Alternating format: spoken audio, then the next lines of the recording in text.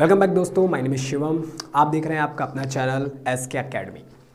आज के इस वीडियो लेक्चर में हम कंटिन्यू करेंगे सेकंड पार्ट, जो कि हमारा 12th क्लास के पॉलिटिकल साइंस से जुड़ा हुआ है, जिसका नाम है, चैप्टर का नाम है सत्ता के वैकल्पिक केंद्र। और ये सेकंड टर्म यानी जो बोर्ड के एग्ज़ाम दे रहे हैं 2021-22 में, उन बच्चों के लिए ये चैप्टर एक टॉपिक है जो कि हमारे सेकेंड टर्म में एग्ज़ाम में आ रहा है। तो इसी के बारे में डिस्कस करेंगे। इससे पहले मैंने आपको आसियान क्षेत्रीय संगठन के बारे में बता दिया है। तो आज के इस वीडियो लेक्चर में हम जानेंगे कि एक ऐसे क्षेत्रीय संगठन जिसे हम यूरोपीय संघ कहते हैं यानी यूरोपीय यूनियन कहते हैं। अगर मैं बात करूं तो बाकी अगर आपने वाली वीडियो नहीं देखी है तो आप उसे देखना। आज हम बात करेंगे एक ऐसे संगठन जिसका नाम है यूरोपीय यूनियन, यूरोपीय संघ बोलते हैं जिसे, जिसकी स्थापना कब हुई, क्या उसका उद्देश्य था और किस प्रकार का एक क्षेत्रीय संगठन है, इन सब के बारे में हम डिटेल चर्चा करेंगे। इसकी सफलताएं, असफलताएं और क्या क्या इसका महत्व है 12th क्लास के बच्चों के लिए, ये भी हम जानेंगे। तो स्टार्ट करते हैं। सबसे पहले चैप्टर का नाम है सत्ता के वैकल्पिक केंद्र। और सत्ता के वैकल्पिक केंद्र में सबसे पहला शब्द आता है, एक बार फिर से बताना चाहूँगा, सत्ता पावर होती है। और यहाँ पर हम किसी एक देश की पावर की बात नहीं कर रहे हैं। यहाँ सत्ता का मतलब है यहाँ दुनिया में दुनिया की महाशक्ति के रूप में उभरने के लिए वो कौन से देश और उनकी कौन सी हम बोल सकते हैं विशेषताएं जो कि विश्व स्तर पर उनको एक महान और महाशक्ति के रूप में उभर कर लाती है, उसके बारे में चर्चा कर रहे हैं। हमारे को बखूबी पता है कि अभी के समय में, वर्तमान में जहां हम रह रहे हैं इस दुनिया में, विश्व में तेज़ी से उभरती हुई अर्थव्यवस्था के रूप में चाइना तेज़ी से तरक्की कर रहा है, जो कि अमेरिका के लिए एक चैलेंज है। और इस पैंडेमिक की सिचुएशन में भी अमेरिका कहीं ना कहीं धीरे धीरे अपनी अर्थव्यवस्था को और मजबूत कर रहा है। तो अमेरिका से पहले जैसे ब्रिटेन था और ब्रिटेन से पहले और भी देश जैसे इंग्लैंड जैसे देश महाशक्ति के रूप में उभर कर विश्व में सामने आए, सेम उसी प्रकार से आज हम जानेंगे कि ऐसी क्या जरूरत पड़ी कि विश्व में कई सारे देशों ने आपसी मेल मिलाप कर पूरी कोशिश की कि दुनिया में अमेरिका जैसे देशों को सत्ता के वैकल्पिक रूप में चुनौती देने का क्या मजबूरी सामने आई। तो देखिए, सबसे पहले तो हम ये जानते हैं कि हमारे को पता है विश्व में कई सारे युद्ध हुए, जिसमें से पहला प्रथम विश्व युद्ध जो फर्स्ट वर्ल्ड वॉर हुआ, फर्स्ट वर्ल्ड वॉर 1914 से जो चला 18 तक, और सेकेंड वर्ल्ड वॉर जो कि हमारा चला 1939 से 45 तक। इसके बाद कोल्ड वॉर का समय आया, जिसमें दोनों महाशक्तियां अमेरिका और सोवियत संघ कोशिश करती रहीं कि वो कौन सी ऐसी चाल चले या ऐसा कौन सा कदम उठाए जिससे वो विश्व में महाशक्ति के रूप में उभर कर सामने आए। ठीक है, इसी के आगे हमने जाना कि कई सारे देशों ने अपने संगठन बनाए और ये सारे संगठन किस रूप में उभर के सामने आए, सत्ता के वैकल्पिक तौर पर। इसमें हमने एक आसियान क्षेत्रीय संगठन के बारे में जाना, जो कि एशिया, दक्षिण पूर्वी एशिया का एक कई सारे देशों से मिलकर एक बना हुआ संगठन है, जिसमें सिंगापुर आ जाता है। और 1967 में इस संगठन का निर्माण हुआ और इस संगठन ने अपनी एक महत्वपूर्ण भूमिका निभाई। हालांकि उसकी कुछ कमियां भी हमने जानी, वो लास्ट वीडियो में है। जिस बच्चे ने भी वो वीडियो नहीं देखी है, मैं आपके डिस्क्रिप्शन बॉक्स या ऊपर बेल आइकन में जो आ रहा है लिंक, उस पर क्लिक करके आप देख लीजिए। अब हम बात करते हैं सबसे पहले क्षेत्रीय संगठन होते क्या है। दो प्रकार के संगठन होते हैं, ये ध्यान में रखना है आपको कि संगठन दो प्रकार के कौन कौन से होते हैं। पहला संगठन क्षेत्रीय होता है और दूसरा होता है आपका अंतर्राष्ट्रीय। ये मैंने पहले भी समझाया हुआ है, लेकिन कोई बात नहीं, जो बच्चा ये देख रहा है उसे समझ आ जाएगा। अंतर्राष्ट्रीय संगठन, दोनों में अंतर क्या है तो सुनो। दोनों में अंतर ये है कि क्षेत्रीय संगठन पूरे विश्व में, जैसे यूरोप है, जैसे एशिया है, जैसे ऑस्ट्रेलिया है, इन सारे देश, ये जो महाद्वीप है, इनमें कई सारे देश मिलकर अपना एक ग्रुप बना लेते हैं, जो कि आपसी फ्री ट्रेड, सुरक्षा नीति और कहीं ना कहीं आपसी तालमेल जोड़कर दूसरे देशों से बचने के लिए और दूसरे देशों को चुनौती देने के लिए, ताकि विश्व में उनके ऊपर किसी प्रकार का कोई हमला या किसी प्रकार की कोई मुसीबत आए तो उसका सहयोगी देशों को सपोर्ट कर पाए। इसी पर्पज से कहीं ना कहीं क्षेत्रीय संगठनों का निर्माण किया जाता है। अच्छा, अगर देखने लायक बात यह है कि जो क्षेत्रीय संगठन होते हैं, जितने भी क्षेत्रीय संगठन होते हैं, उसमें मुख्य रूप से जो हमारे 12th क्लास के बच्चों के लिए दिया गया है, उनमें से एक है हमारा यूरोपीय संघ। यूरोपीय संघ का निर्माण सन 2002 में हुआ। जिसमें 12 देशों ने आपस में मिले, और ये 12 देश जो यूरोप के, पश्चिमी यूरोप के देश कहलाए, इन सब ने, जिनकी अर्थव्यवस्था मजबूत थी, उन्होंने अमेरिका जैसे देश और विश्व में अपना एक शक्तिशाली दबदबा कायम करने के लिए कहीं ना कहीं एक ग्रुप बनाया, जिसमें 12 देशों से शुरुआत हुई और सन 2002 में इस संगठन का निर्माण हुआ। यह संगठन जो था ये इतना आसानी से डेवलप नहीं हुआ था, इसको बनने में एक लंबा प्रोसेस लगा, और ये कहानी चालू होती है साल 1948 मार्शल योजना के तहत, जब अमेरिका ने मुख्य रूप से पश्चिम यूरोप के देशों की अर्थव्यवस्था को मजबूत करने के लिए मार्शल योजना के तहत कहीं ना कहीं उनको इकोनॉमिकल बैलेंस और कहीं ना कहीं आर्थिक सहयोग दिया, और इसी आर्थिक सहयोग से कहीं ना कहीं ये पश्चिमी यूरोप के देश अपनी अर्थव्यवस्था को मजबूत कर पाए। देखते ही देखते और भी कई सारे ऐसे कदम उठे, जैसे 1949 का यूरोपीय परिषद का गठन हुआ, इसको भी हम जानेंगे। तो शुरुआत करते हैं, सबसे पहले हम जानेंगे यूरोपीय संघ। यूरोपीय संघ को बनाने या किसी भी क्षेत्रीय संगठन को बनाने के, किसी भी प्रकार के क्षेत्रीय संगठन का निर्माण करने के ना कुछ मुख्य कारण होते हैं, और वो बेसिक होते हैं। जैसे उन सभी देशों की आर्थिक व्यवस्था को मजबूत किया जा सके, आपसी सहयोग को बढ़ावा दिया जा सके, आतंकवाद जैसे, पर्यावरण जैसे अंतर्राष्ट्रीय मुद्दों से लड़ा जा सके, ये सारे मुद्दे उसमें शामिल होते हैं। यूरोपीय संघ का निर्माण भी कुछ इन्हीं उद्देश्यों को ध्यान में रखते हुए किया गया था। तो पहला तो यूरोप में होने वाले जितने भी अशांति, आतंकवादी हमले थे, उनको रोकने के लिए संगठन का निर्माण किया गया, जिसमें अशांति घटनाओं पर रोक लगाने का पहला उद्देश्य था यूरोपीय संघ का, कि इनका मुख्य उद्देश्य था कि आतंकवाद जैसे देशों में, जिन यूरोपीय देशों में आतंकवाद फैल रहा है, उन पर ज़्यादा से ज़्यादा रोक लगाई जा सके और वहाँ पर अशांति को स्थापित किया जा सके, यानी अशांति को हटाकर शांति को स्थापित किया जा सके।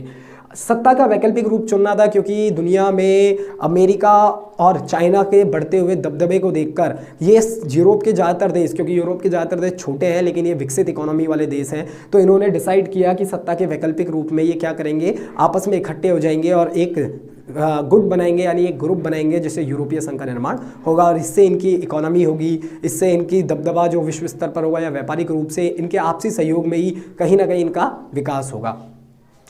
तो वैकल्पिक सत्ता के वैकल्पिक रूप में भी यूरोपीय संघ का निर्माण किया गया। तीसरा कारण था, अच्छा अगर हम जाने तो तीसरा कारण सिंपल सा था, अपना क्षेत्रीय विकास करना, साथ ही साथ विकास के साथ साथ देश के अंदर, यानी इस यूरोपीय संघ के अंदर जितने भी यूरोप के देश आए, उन्हीं सब देशों की आर्थिक तौर पर मदद भी करना इसका एक उद्देश्य रहा। आगे हम जैसे बढ़ते हैं तो इसी के साथ, इन्हीं उद्देश्यों के साथ 12 देशों ने मिलकर, जिसमें England, Germany, France, Italy, Spain, Ireland जैसे देश थे, पुर्तगाल जैसे देश थे, इन सभी देशों ने मिलकर साल 1992 में, यानी 1992 में इसकी स्थापना की, जिसे यूरोपीय संघ का नाम दिया गया। यूरोपीय संघ एक मजबूत संगठन के रूप में उभर के सामने आया और वर्तमान समय में भी ये एक मजबूत संगठन है।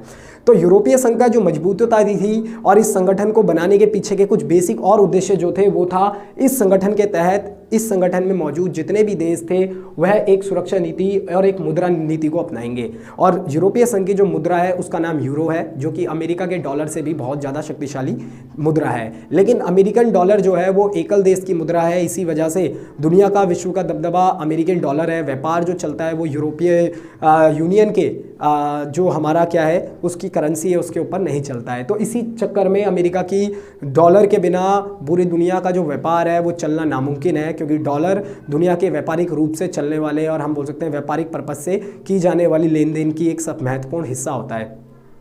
हालांकि एक सुरक्षा नीति के तहत अगर हम बात करें, इसका उद्देश्य था कि ये सारे देश मिलकर अपनी एक सुरक्षा नीति अपनाएंगे, एक झंडा एक राष्ट्रगान होगा। इस देश, ये जो 12 देश मिले थे, इन्होंने ये बात पर सहमति जताई थी कि ये जब अपना एक संगठन बनाएंगे तो उसमें एक झंडा होगा, एक नीति होगी और एक ही प्रकार का इनका संविधान होगा, जिसके तहत क्या होगा, इनका देश का जो भी विकास होगा या जिस तरह से इनका देश तरक्की करेगा वो सब इसी में शामिल होगा। इसी के तहत सन 2002 में सभी देशों द्वारा अपना लिया गया और इस बात को स्वीकार कर लिया गया और सन 2002 में फाइनली यूरोपीय संघ का निर्माण हो गया।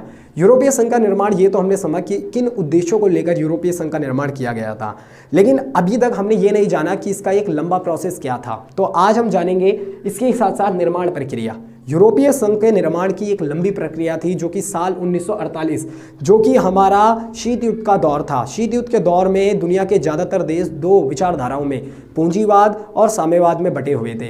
इसी पूंजीवाद और साम्यवाद की विचारधाराओं से अलग हटकर अपने आप को एक मजबूत देश और मजबूत यूनियन के रूप में उभारने का निर्णय इन कुछ 12 देशों द्वारा या यूरोप के कुछ पश्चिमी यूरोप के देशों द्वारा लिया गया और सत्ता के वैकल्पिक केंद्र के रूप में उभरने का प्रयास किया गया। इसकी शुरुआत होती है सन 1948 में, यानी 1948 में, जब भारत आज़ाद हुआ उससे एक साल बाद। मार्शल योजना, जैसे कि मैंने आपको बताया कि मार्शल योजना क्या थी। मार्शल योजना के तहत अमेरिका ने, क्योंकि यूरोप के ज़्यादातर देश अमेरिकन विचारधारा यानी अमेरिका की सोच से प्रभावित है, जो कि पूंजीवाद पर निर्भर है, और इसी वजह से अमेरिका ने इन देशों की मदद भी करी। 1948 में मार्शल योजना के तहत अमेरिका ने यूरोपीय संघ, पश्चिमी यूरोप के ज़्यादातर देश जिनमें आपके इंग्लैंड, जर्मनी, फ्रांस, इटली ये आते थे, इन देशों के लिए इन देशों के लिए अर्थव्यवस्था मजबूती के लिए आर्थिक सहयोग पर बल दिया। ये आर्थिक सहयोग मुख्य रूप से यूरोपीय संघ की मजबूतता और इन देशों की आर्थिक व्यवस्था को मजबूत करने का एक प्रयास मात्र था। कहीं ना कहीं इससे यूरोपीय संघ को आगे जाकर एक संघ बनने में, यानी यूरोपीय संघ को आगे जाकर एक यूनियन के रूप में, यानी एक संघ के रूप में विकसित होने में काफ़ी हद तक सहायता मिली। यानी यूरोपीय अर्थव्यवस्था मजबूत हुई और अमेरिका ने इसके तौर पर ये मार्शल योजना के तहत पश्चिमी यूरोप के देशों को आर्थिक सहयोग दिया। इस योजना के तहत ही कहीं ना कहीं यूरोपीय संघ के देश विकसित हो पाए, यानी कहीं ना कहीं उनको आर्थिक रूप से सहयोग मिला। साल था 1949। ठीक अगले ही साल एक और यूरोपीय परिषद का गठन किया गया।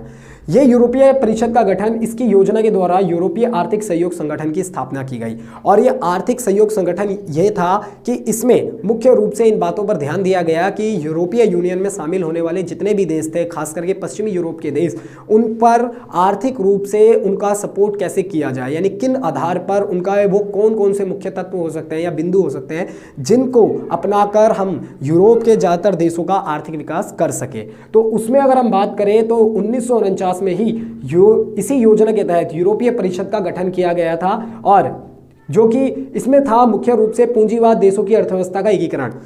ये वो योजना थी। मार्शल योजना के तहत आर्थिक सहयोग दिया गया तो यूरोपीय परिषद के द्वारा इन सभी देशों का एक संगठन, यानी इनकी अर्थव्यवस्था को एक करने पर जोर दिया गया।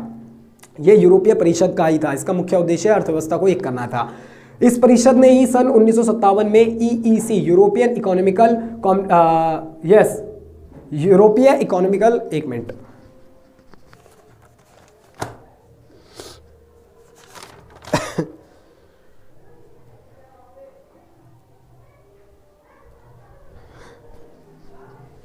इसी अर्थव्यवस्था के तहत, इसी यूरोपीय परिषद के गठन के तहत ही कहीं ना कहीं सन 1957 में EEC, यूरोपीय इकोनॉमिकल कम्युनिटी का गठन किया गया, जिससे आर्थिक सहयोग मिला या आर्थिक बढ़ावा मिला एक दूसरे देशों को, और ये आगे तरक्की करने पर कहीं ना कहीं देखा गया कि आगे चलकर इन देशों ने अपनी काफ़ी हद तक तरक्की की। इसी के साथ साथ अगर हम जाने तो साल था 1985 जिसमें सागेन संधि हुई। अब ये सागेन संधि क्या थी? इससे पश्चिमी देशों में सहमति बनाई गई कि यूरोपीय देशों के मध्य सीमा नियंत्रण समाप्त कर दिया जाएगा, और इसी संधि के से साल 1990 में जर्मनी का एकीकरण हुआ। यानी अगर आपसे पेपर में पूछता है कि सागेन संधि क्या थी, तो ये वही संधि थी जिससे, यानी यूरोपीय परिषद के बाद जो सागेन संधि लाई गई, इसका मुख्य उद्देश्य ये था कि इस संधि के तहत कहीं ना कहीं जितने भी पश्चिमी यूरोप के देश थे उनमें सीमा, जो बॉर्डर होते हैं, जैसे एक देश की सीमा, जैसे मान लीजिए ये एक A नाम का देश है, ये B नाम का देश है, तो सागेन संधि के तहत ये बात कही गई कि यूरोपीय संघ के शामिल होने वाले जितने भी सहयोगी देश होंगे वो अपनी सीमाओं को समाप्त कर देंगे, यानी वो एक कहलाएंगे। और ये वो सागेन संधि थी जो 1985 में लाई गई थी। ठीक है, आगे बढ़ते हैं। और यही थी, ये बता रहा है कि इसी संधि के तहत साल 1990 में जर्मनी का एकीकरण भी हुआ था, जो जर्मनी टूट गया था। चौथा पॉइंट, यूरोपीय संघ के आगे चलकर मास्ट्रिक्ट की संधि लाई गई। इस संधि के तहत क्या किया गया? यूरोपीय यूनियन का एक झंडा होगा, राष्ट्रगान होगा, मुद्रा विदेश नीति होगी, सुरक्षा नीति होगी, इन सब पर जोर दिया गया। यानी अगर हम देखें तो यूरोपीय संघ के निर्माण के लिए एक लंबा प्रोसेस चला, जिसमें सागेन संधि और मास्ट्रिक्ट की संधि ने अहम भूमिका निभाई। इसी मास्ट्रिक्ट की संधि के द्वारा यह डिसाइड किया गया कि यूरोपीय यूनियन यानी यूरोपीय संघ में शामिल होने वाले जितने भी देश होंगे वो एक ही प्रकार की मुद्रा, जिसका नाम यूरो है, यूरोपीय संघ की मुद्रा यूरो होती है, पेपर में कई बार क्वेश्चन पूछ लिया जाता है। और साथ ही साथ ये निर्णय लिया गया, एक विदेश नीति होगी, एक सुरक्षा नीति होगी, और एक कहीं ना कहीं राष्ट्रगान होगा, एक ही प्रकार के संविधान नियम कानून होंगे, बॉर्डरों के बीच में किसी भी प्रकार की कोई लाइन नहीं होगी, जो कि सागेन संधि 1985 में निर्धारित की गई।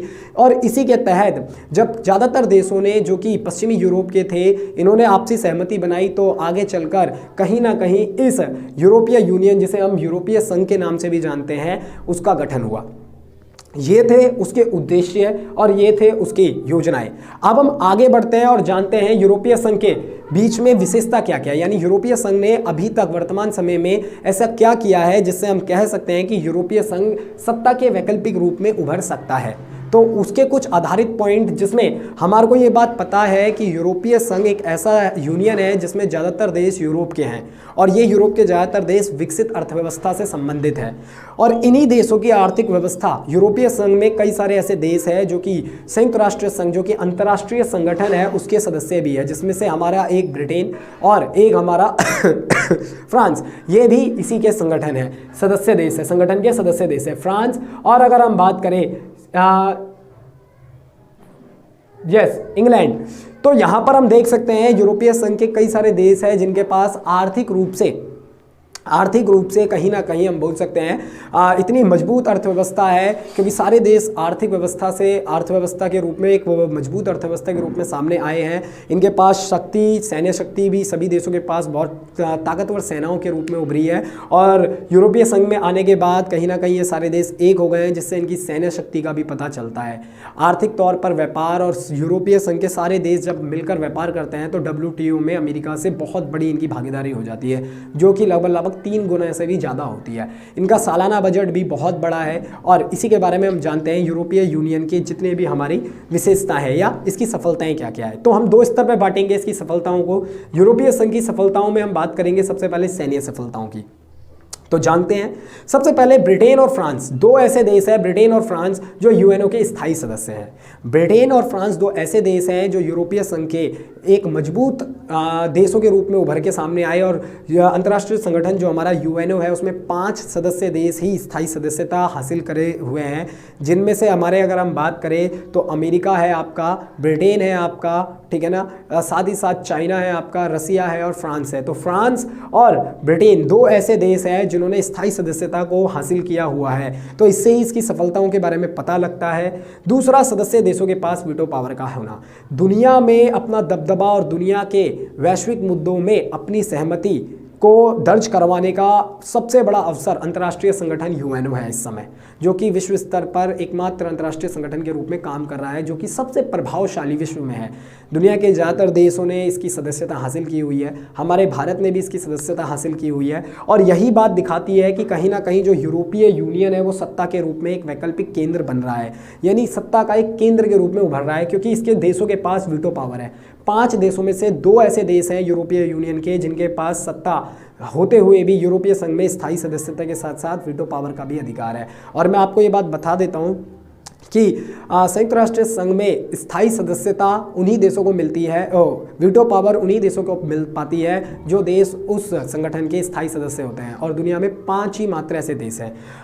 इस संगठन की सैन्य सफलताओं में ये देखते हैं कि ज़्यादातर देश विकसित है, और विकसित अर्थव्यवस्था होने का मतलब है इनके पास आधुनिक हथियारों का होना, आधुनिक इक्विपमेंट और आधुनिक सोच का होना, टेक्नोलॉजी का होना, जिससे इनकी हथियार, सेना और सेना के में इस्तेमाल किए जाने जो वाले जितने भी टैंक, लड़ाकू विमान होते हैं, ये और ज़्यादा खतरनाक हो जाते हैं। और इससे कहीं ना कहीं विश्व में ये एक सत्ता के रूप में उभर कर सामने आते हैं। इसके चौथा पॉइंट है यूरोपीय संघ की अंतरिक्ष विज्ञान में दूसरा स्थान होना, क्योंकि हर एक देश आज के समय में अपनी अर्थव्यवस्था को केवल तभी नहीं कि उसके पास एग्रीकल्चर सिस्टम मजबूत होगा तो ही उस देश का विकास होगा। आज के टाइम पर युद्ध के और हम बोल सकते हैं विकास के अलग अलग मापदंड बन चुके हैं, जिसके तहत देशों का विकास होता है। और यूरोपीय यूनियन के जो देश है वो भी अंतर्राष्ट्रीय और विज्ञान में दूसरे स्थान रखते हैं विश्व का। इससे इस देश की सफलताओं के बारे में जानना पड़ता है, और साथ ही साथ इसकी सत्ता के रूप में उभरने के कारणों को भी हम समझ सकते हैं। 5वां पॉइंट, दुनिया की बड़ी सेना इस संगठन के पास है। अब हम देख सकते हैं कि दुनिया के ज़्यादातर ताकतवर देश यूरोप के हैं, क्योंकि उनकी अर्थव्यवस्था मजबूत है। तो कहीं ना कहीं सारे के सारे देश, ये 12 देश हैं, और कहीं ना कहीं अगर हम बात करें तो इन सारे 12 के 12 देश जब आपस में मिल जाएंगे तो इनकी सैन्य, क्योंकि हमने अभी मसिस्ट्रेट की संधि पढ़ी थी जिसमें एक राष्ट्रगान, एक सेना, एक झंडा, एक मुद्रा, इसके बारे में जाना था। तो कहीं ना कहीं यूरोपीय संघ को जो विश्व में एक सत्ता के वैकल्पिक तौर पर उभार कर सामने लाती है वो इसकी सेना भी है, कि दुनिया की सबसे बड़ी सेना संगठन इसके पास है। अगर हम इसके दुनिया का सैन्य बजट देख लें तो किसी एक देश का नहीं है, इसीलिए इसका सैन्य बजट भी दुनिया के टॉप देशों से बहुत ऊपर आता है। छठा कारण परमाणु हथियारों का मौजूद होना क्योंकि यूरोपीय देशों के ज़्यादातर देशों के पास परमाणु हथियार भी मौजूद है जो इसकी ताकत को और ज़्यादा निखारते हैं। साथ ही साथ अब हम इसकी आर्थिक सफलताओं के बारे में भी जान लेते हैं। आर्थिक सफलता में अगर हम जाने तो क्योंकि दुनिया के ज़्यादातर विकसित देश इसी में ही है, तो विश्व की सबसे शक्तिशाली अर्थव्यवस्था होना लाजमी है। यूरोपीय संघ के ज़्यादातर देश विकसित अर्थव्यवस्था से बिलोंग करते हैं, इसीलिए मजबूत है आर्थिक व्यवस्था जो कि इसकी सत्ता के वैकल्पिक केंद्र के रूप में उभारती है। संगठनों की मुद्रा, यूरोपीय संघ की जो मुद्रा है वो यूरो है। विश्व शक्तिशाली मुद्रा है वो अमेरिका के डॉलर से भी मजबूत है। बट एक बात यहाँ ध्यान रखने वाली बात ये है कि डॉलर दुनिया में सबसे शक्तिशाली इसीलिए है क्योंकि यूरो से हम विश्व में व्यापार नहीं करते हैं। व्यापार दुनिया में एकमात्र एक करेंसी से होता है जो कि अमेरिकन डॉलर है। इसी वजह से विश्व में अमेरिका का एक अलग ही स्थान मौजूद है। 2005 में जीडीपी 12,000 अरब डॉलर से अधिक थी। तो आप यहाँ से देख सकते हैं कि इस यूनियन का GDP, gross development and progress जो होता है वो कितना मजबूत है। सकल घरेलू उत्पाद 2005 में अगर हम बात करें 12,000 अरब डॉलर का रहा, तो इससे ही पता लग रहा है इस देश का, ये एक देश का नहीं है, ये इन सारे देशों के मिलकर जुलकर बना हुआ एक ग्रुप है। साथ ही साथ WTO में अमेरिका से 3 गुना ज़्यादा भागीदारी है इन देशों की। तो कहीं ना कहीं इससे भी इन देशों की शक्ति का पता लगता है। सभी सदस्य देशों की मजबूत अर्थव्यवस्था, ये भी एक फैक्टर है जो कि यूरोपीय यूनियन को सत्ता का एक वैकल्पिक केंद्र की ओर ले जा रही है और विश्व में कहीं ना कहीं अमेरिका की अर्थव्यवस्था को चुनौती देने में काफ़ी हद तक ये सफल भी हुई है। अच्छा, यहाँ तक तो हुई यूरोपीय संघ के उद्देश्य, निर्माण और उसकी कहीं ना कहीं सफलताओं के बारे में बात। अब हम जानते हैं, क्योंकि ऐसा हमारे को पता है कि हर एक चीज़ के कुछ नकारात्मक पहलू भी होते हैं, तो यूरोपीय यूनियन पूरी तरह से हम ये नहीं कह सकते हैं कि सफलताओं की ओर ही बढ़ा है। कहीं ना कहीं एक बड़ा कई सारे देशों का एक ग्रुप होने के कारण मनमुटाव भी इस संगठन में देखने को मिलते हैं जो कि इसकी असफलताओं को दिखाते हैं। अगर हम बात करें यूरोपीय संघ की असफलताओं की, तो यूरोपीय संघ की असफलताओं में सबसे पहला स्थान है, इसके कुछ सदस्य देश ऐसे हैं जो अलग सुरक्षा व विदेश नीति अपनाना चाहते हैं। 1992 में 1992 में मास्ट्रिक्ट की संधि में जो डिसाइड हुआ कि इन सभी देशों का एक झंडा, एक राष्ट्रगान, एक संविधान, एक मुद्रा, ये सब होगा, उसके बावजूद भी आज भी ये देखा जाता है कि दुनिया में यूरोपीय यूनियन के कई देश ऐसे हैं जो सुरक्षा और विदेश नीति अपनी अलग रखना चाहते हैं। उन्हें इनसिक्योरिटी है, वो चाहते हैं वो अपने देश को कहीं ना कहीं यूरोपीय यूनियन से पूरी तरह से मर्ज करने में आज भी संकोच दिखा रहे हैं, जो कि यूरोपीय संघ की एक असफलता को दिखाता है। साथ ही साथ अगर हम बात करें सदस्य देशों के मध्य मतभेद होना, यूरोपीय यूनियन के आपसी मतभेद भी देखने को मिले हैं समय समय पर। कई देश एक दूसरे के यूरोपीय संघ के सदस्य होने के बावजूद भी एक दूसरे के कहीं ना कहीं क्या हम बोल सकते हैं, इनके संबंधों में कहीं ना कहीं नकारात्मकता देखने को मिलती है, जो कि इसकी असफलताओं को भी काफ़ी हद तक प्रभावित करती है, सफलताओं को भी काफ़ी हद तक प्रभावित करती है। तीसरा, अपना कोई संविधान ना होना। इस देश में जो इन सभी देशों के मिलकर जो ये संगठन बना यूरोपीय संघ, इसका आज भी कोई अपना एक संविधान नहीं है और ये इसका एक चुनौती वाला काम है। साथ ही साथ मतलब जो इसकी असफलता को दर्शाता है। और आगे हम जाए तो सदस्य देशों के बीच में सीमा विवाद भी देखने को मिलता है। सीमा विवाद भी इन देशों के बीच में कॉमनली देखने को मिलता है। एकल मुद्रा लागू करने में संकोच होना, ज़्यादातर देश यूरोपीय संघ की जो मुद्रा है जिसका नाम यूरो है उसको आज भी अपनाने में थोड़ा संकोच दिखाते हैं, क्योंकि हर देश अपनी थोड़ी सी प्राइवेसी चाहता है और इस वजह से यूरोपीय संघ की पॉलिसीज़ कहीं ना कहीं आज भी इन देशों में लागू होने में असफल दिखी है। आपसी तालमेल की कमी होना, ज़्यादातर देशों के बीच में तालमेल में कहीं ना कुछ समस्याएं देखने को मिलती है। तो हमने इस पॉइंटों से जाना कि यूरोपीय संघ क्या है, कैसे ये एक सत्ता के वैकल्पिक रूप पर उभर कर विश्व में सामने आया, क्या इसकी सफलताएं हैं, इसकी सैन्य सफलताओं के साथ साथ इसकी आर्थिक सफलताओं के बारे में भी हमने अच्छे से जाना। साथ ही साथ वो कुछ पॉइंट जो इसकी असफलता को कहीं हद तक दिखाते हैं, लेकिन अगर हम ऑल ओवर बात करें मुख्य रूप से तो यूरोपीय संघ विश्व में एक सक्सेस यानी उभरता हुआ एक सफल सत्ता के वैकल्पिक केंद्र के रूप में उभरा है और विश्व में आज इसने अपना एक पहचान और एक नाम बनाया है। वर्तमान समय में यूरोपीय संघ का एक अलग ही महत्व है जो कि पश्चिमी यूरोपीय देशों को मजबूती की ओर अग्रसर करता है। इसी के साथ इस लेक्चर को हम समाप्त करते हैं और अगर आपको वीडियो अच्छी लगी हो तो लाइक कीजिए, सब्सक्राइब कीजिए और देखते रहिए आपका चैनल SK Academy।